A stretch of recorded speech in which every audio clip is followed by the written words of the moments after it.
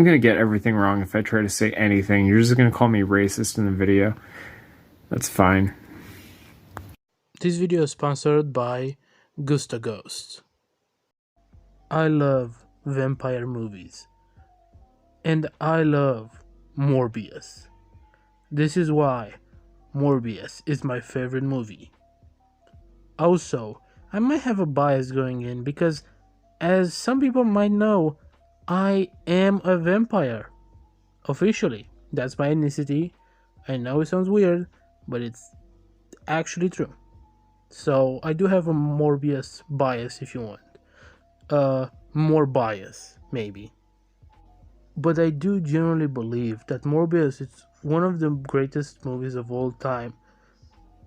But to see that, I will have to go through history and explain what a vampire is and the history and origins of vampires and how Morbius came to be.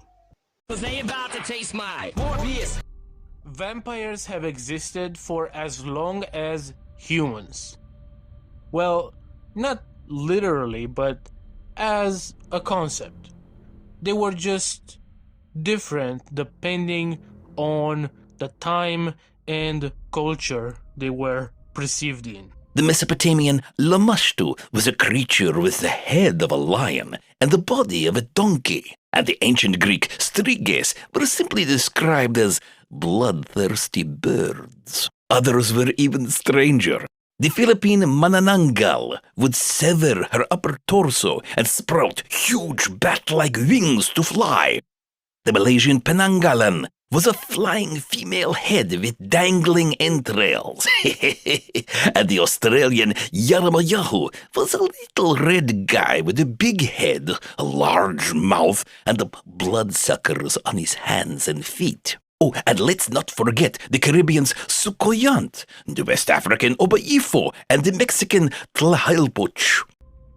While their appearance is vastly different, what stays consistent with all of these depictions is the ability to suck the life force, blood, spirit, or something of the sort from humans. They about to taste my Morbius. The modern conception of vampires is heavily inspired by mostly Romanian folklore. More specifically, the creatures named Strigoi. Strigoi don't have an universal definition or description, as folklore varies from place to place, but the term originates from the Latin striga, which used to mean, again, a few things, but generally it was associated with an evil spirit of the night or a witch. A popular belief during Roman times in the Roman Empire was that witches can transform into owls, or they associated owls with witches, therefore spirits of the night. And yes, the owl house is an eventual byproduct of that legend. Striga itself comes from the word strigis, which means screeching. Who is usually screeching? Owls during the night. Actually, in current Romanian, striga or striga means to yell or to shout, which shows an obvious linguistic connection because to screech and to yell or shout are similar concepts. One is mostly applied to animals and creatures, and the other to humans, but overall they're about making loud noises.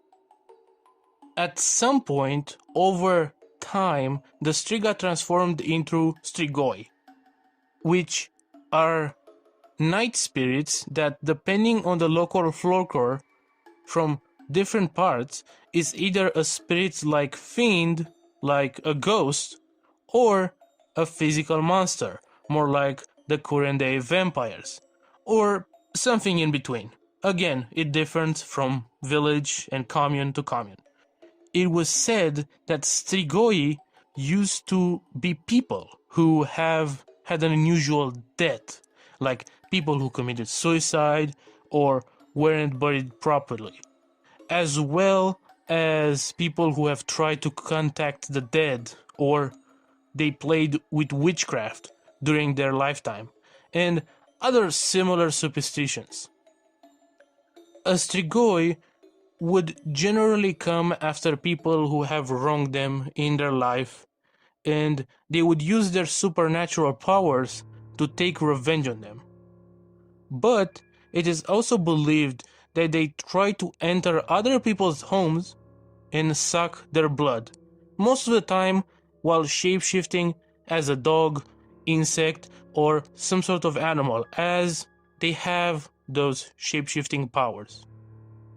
The first real-life person to have been described as a vampire within our historical records is Jure Grando, who was a villager from the region of Istria in Croatia today, and he was referred as a strigoi. What's interesting about this is that the Istria Peninsula used to have a Vlach population, even though nowadays the officially called Istro-Romanians are only a few hundreds in the peninsula and maybe a few thousands in general. The point being is that both this group and current-day Romanians are descendants from what we would call Vlachs, and even though the first recorded strigoi was in Croatia, he absolutely came from a sort of proto-Romanian community, the same as Vlad the Impaler and most strigoi myths. And finally, if you want a visual representation of what a strigoi might look like, I recommend you the 1920s film Nosferatu. Cause they about to taste my Morbius. Vlad Tepes, or Vlad the Impaler, or Vlad Dracula, or Vlad the Dragon, whatever you want to call him, is an interesting individual. He was known for impaling people. That's where his nickname comes from. And he inspired the Dracula that we know today. However, what I find kinda ironic is obviously we associate Dracula with vampires because he is a vampire, and we associate with vampires unholy things. You know, they are scared of holy water, they're scared of crosses, etc., etc. They're scared of God, basically. But the Order of the Dragon, which is what his name is Vlad the Dragon, actually started as an order against the Muslim takeover of Southeast Europe. It was a Christian order. It was specifically meant to fight for Christianity. And I find it quite ironic that it ended up, after hundreds of years after this guy died, to represent one of the most iconic, unholy characters ever. I would say he's pretty close to Satan. Outside of Satan, or aka the devil himself, it's pretty hard to find quote-unquote an unholy character that is more iconic and known than Dracula. Cause they about to taste my Morbius. It is very clear to me that when it comes to Dracula and all things vampire, everything connects back to Romania. Strigoi, which are the basis for vampires, are an important mythological and mythical creature in Romanian folklore. The superstitions associated, like their hate for garlic and holy things or crosses also come from there as well. And of course, Vlad Tepes is the basis for Dracula. That's where Dracula gets his name, from Vlad Dracula Tepes. Staking, ironically, doesn't come from Vlad with all his impaling, but from the fact that people used to stake dead bodies in the heart to stop who they thought will come back from the dead. Again, a Romanian thing, or at least in that region. It was probably happening around other countries as well. Bram Stoker seems to have taken the name of Tepes, give him the attributes of Strigoi, and moved him from Wallachia, where Vlad was the leader of, to Transylvania, some other place in current-day Romania, as well as adding some original concepts, or maybe concepts that come from somewhere else, to create one of the most iconic book and eventually movie villain of all time. In the 1931 Universal film, a better-dressed Dracula would appear, donning his signature medallion, slicked hair, occasional top hat, and iconic cape, which, despite action figures depicting as red, was actually gray in tone. This Drac has the ability to turn into an ugly bat and a wolf, although the wolf never appears on camera. He aims to kidnap a new disciple, but after laying down for a quick nap, he gets a wooden stake through the heart. They about to taste my Morbius. Alright, so we're going to talk about vampires right now. So vampires are these, like, mythical creatures. This is based off of, like, old lore. And so some of the things that vampires did right was they appeared on Danger Mouse. They were called Count Duckula. Count Duckula is one of the most famous vampires. He's a duck. There's also the monster cereals. So a fun thing about the monster cereals is there was this controversy in the 80s. The first two monster cereals were Count Chocula and Frankenberry. Frankenberry caused some discoloration inside of a child's fecal droppings, and what happened was they thought that he was having rectal bleeding, but it was actually because of the different kind of food coloring. And so they created actual, like, medical cases saying, hey, watch out for discoloration of feces caused by cereal. The same thing happened again with Blueberry. This time children started having blue droppings. Obviously, Count Chocula being a brown dyed cereal, we don't technically know whether or not that same thing happened. Ignore this. And so Count Duckula was a vampire.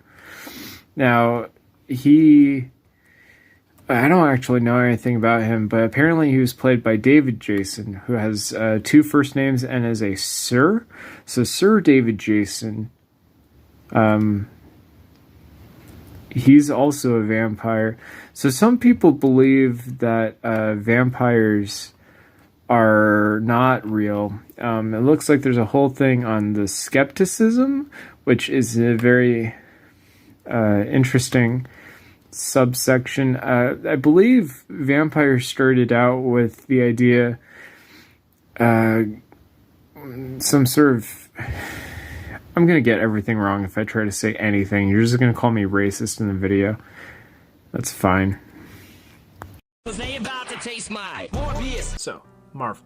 Am I right? Seems to be going downhill, and it's becoming more and more common to see that opinion online. I mean, hell, there's like 15 things that have happened since Endgame, so let's go through them right quick. Black Widow? Come on, we saw her die in Endgame, so this movie is sort of pointless, except that it introduces her sister as sort of a replacement, and it ruins Taskmaster. He's supposed to be this quippy, crazy guy with the ability to copy anyone's moves while making sarcastic comments, but now she's a quiet girl with a tragic backstory? Where's the fun? Shang-Chi? More like shame cheese, not that interesting. The Mandarin's 10 rings got turned into like these big armbands to make them less similar to Thanos, I guess. Eternals is a big example of the main problem after Endgame. You had this big crossover event with every single superhero, even Howard the Duck is in the crowd, but where are all these superheroes with like laser beams and super speed that just ignored everything and waited until their own movie? It's like, come on, that's not good writing. But then there's Spider-Man No Way Home, the only good MCU Phase 4 movie. But there is a caveat there. See, Sony has been trying to do a live-action Spider-Verse since like 2014. Emails have leaked out that showed Sony's ideas for Spider-Man in the MCU. They wanted to keep Andrew Garfield as Spider-Man. They wanted to include the Amazing Spider-Man movies in the franchise. They wanted to bring back Tobey Maguire. They wanted to do all sorts of things, but the contracts they had, they were all rejected. For those of you who don't know, the contract that Sony has with Marvel is very interesting. Sony owns distribution rights to the Spider-Man movies that Disney produces, but in exchange, they are forbidden from using a live-action Spider-Man or Peter Parker in any of their own movies. Sony found some very interesting loopholes for these stipulations. For example, Into the Spider-Verse is not live action, so they're allowed to use Peter Parker and Spider-Man. So what do? They include every version of Spider-Man that they can. They even wanted to include live-action Venom because, in case you missed it, that contract said he can't use Spider-Man, but didn't say anything about the other characters. So as a test run, Sony puts out a movie focusing on Venom, but doesn't include Spider-Man. The movie did surprisingly well, with the main complaints being that Venom doesn't have a big spider printed on his chest, but otherwise it was successful enough to warrant a sequel, bringing in Carnage. So where does that leave us? Sony wants a big piece of that MCU pie. You have a movie that brings in the previous Spider-Man actors, including Tobey Maguire and Andrew Garfield, and even if it's just a cameo during the end credits, you have Sony's Venom finding out who Spider-Man is and even entering the MCU, if just for a moment. So what's next for Marvel? Doctor Strange, Multiverse of Madness. For those of you who don't know, this movie and Spider-Man No Way Home have this weird relationship where they were supposed to come out in the opposite order but ended up being swapped last minute. Spider-Man No Way Home is canon and even gets a shout out when everyone's favorite character, America Chavez, asks if Spider-Man shoots web out of his butt. Great. This movie sucks, by the way. Zombie Doctor Strange fighting Scarlet Witch, but here's the interesting thing. So America Chavez has traveled through a bunch of different universes, but has never heard of Spider-Man. Apparently, there are a lot of universes that just don't include Spider-Man, and not just the one that has Venom. Let's go back to the Venom universe for a second. Originally, the cinematic universe was called the SPUMP, or Sony Pictures Universe of Marvel Characters, but now Sony has changed that name to the Sony's Spider-Man Universe. Hey, by the way, did you know Sony's contract with Marvel, if not renegotiated, will give them access to a live-action Spider-Man eventually? The only stipulation for Sony to continue to own the rights to Spider-Man characters is that they release a Spider-Man-related movie at least once every 5 years and 9 months. That is a weird time frame. It's so specific, but whatever. They about to taste my Morbius. This movie is absolutely cool. How I know that? Because of what happens in it, obviously. The first time he morbs, it's actually off screen. We don't get to see it. Only later, after a series of flashbacks, do we come back to him being able to morb. Those flashbacks show the backstory of Dr. Michael Morbius and how as a child he was heavily disabled and how a lot of his friends throughout the years have ended up dying. However, he succeeded in saving this one friend who he called Milo. The unfortunate part about it is that by saving his friend, he demonstrated a genius level intellect as a child. So they've had to move him to somewhere where they could maximize his intelligence, leaving his friend Milo behind to get bullied and harassed. 20 years later, Dr. Michael Morbius invents synthetic blood and wins an award that is very important within the scientific community.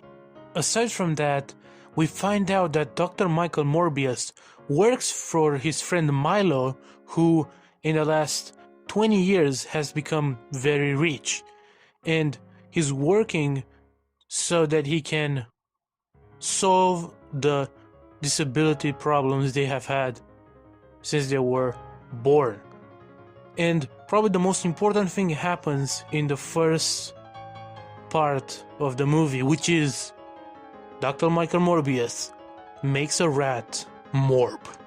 This rat is what makes everything happen. He was able to morb. Therefore, Dr. Michael Morbius saw that and injected himself with the morbing serum, the morbing powers. And that's when he started morbing.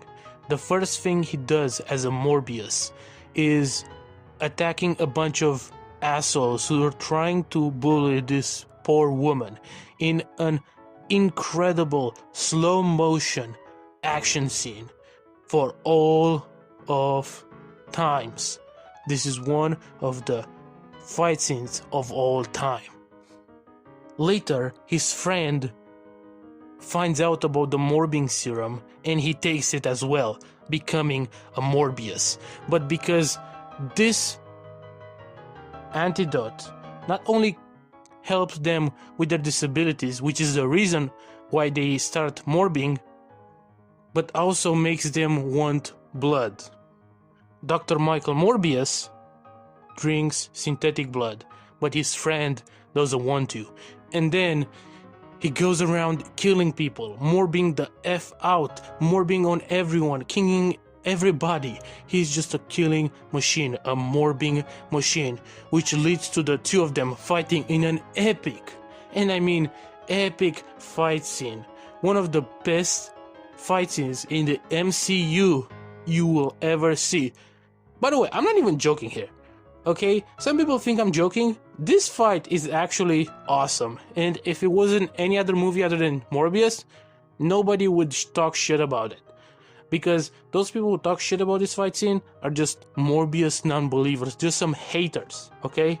Just some haters. This is the greatest fight scene in the MCU since like Endgame, unironically, okay? 100% I'm serious. Aside from that, after the fight, some more things happen, but eventually there is a final fight between Michael Morbius, the morbing himself, and Milo, the fake morbing, and everything ends up tragically, unfortunately, when Morbius gives the antidote which cures the morbing of Milo, and Milo ends up dying without it. Very sad, very sad. In an after credits scene, Morbius goes and teams up with the Vulture, who says, "We're about to morb on Spider-Man," teasing a Sinister Six movie in which we will see all the Sinister Six. Vulture, Michael Morbius himself, he's about to morb, and Venom, and many others. Speaking of Venom, my favorite scene in the movie probably is when Venom comes into the movie as a cameo, and then Michael Morbius says, "It's morbing time," and then they're engaging in an epic fight scene for the ages. Hopefully they can do the same in the Sinister Six movie, because I love Morbius and I love Dr. Michael Morbius. It's morbing time, everyone. Morb. Morb with God. Cause they about to taste my Morbius. Enter Morbius. Morbius was a lesser-known Spider-Man villain debuting in 1971, a living vampire. So much like Venom, this is a Spider-Man movie without Spider-Man. Here's the problem though. Venom was a lot more well-known in the public consciousness than Morbius was. Morbius does a cool thing where the movie doesn't feel the need to strictly follow the comic books, which isn't always a bad thing. Let's take a look at how Marvel's been handling the comic book accuracy. Iron Man. Originally, Tony Stark told people that he hired Iron Man as a bodyguard, but the movie changes that to him just not having a sacred identity at all. In the comics, Thor was originally an old man named Donald Blake who carried a walking stick that could transform into Mjolnir as he transforms into Odinson. In the movie, he just steals a name tag that happens to say Donald Blake on it. People seem to be fine with these changes. Morbius is the story of a doctor with a debilitating blood disease finding a cure to his woes by accidentally becoming a vampire. This is his origin in the comics too. The only real change here, I guess, is that his friend in the comic was named Emil instead of Milo. But Morbius is actually the one who gives the kid the name Milo, so like theoretically his name is actually Emil. Who cares? Side note, at the time of writing this, the most recent Marvel show is She-Hulk, and due to budgetary constraints, it involves her having the ability to transform back and forth between her Hulk form and her human form at will. But in the comics, she only gets this ability from Morbius due to him being Marvel's top phlebotomy specialist, the top blood specialist. So you can look this up. She doesn't start out with the ability to transform back and forth at will. She gets that from Morbius. Anyway, Morbius follows the typical Marvel superhero formula of introducing a villain character with a similar power set as the main protagonist and then defeating them at the end. Iron Man, Hulk, Thor, Captain America, all the main Marvel movies work like this. There's really no reason to think Morbius is a bad movie. In fact, after Endgame, I would argue Morbius is the best Marvel movie of the last few years. Spider-Man No Way Home could be the best one, but it's running on nostalgia bait, and I think this is all part of Sony's plan, if I'm being entirely honest. Sony's been openly trying to get Andrew and Tobey back in a movie and ended up bringing in every main villain through dimension-hopping shenanigans and even brought Venom for an after-credits scene.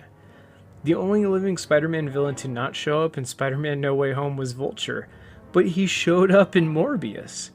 Here's where more of those loopholes come in. Vulture is a Spider-Man character who is, notably, not Spider-Man. Spider-Man No Way Home sets up this big sky rift due to contractual negotiations. It's now opened a bridge between the two worlds, which allows Vulture to come through, and if you went to see the movie in theaters before it got changed, Vulture even tells Morbius that he thinks Spider-Man is involved somehow. That got changed quickly. Marvel doesn't like them to even say Spider-Man in their movies.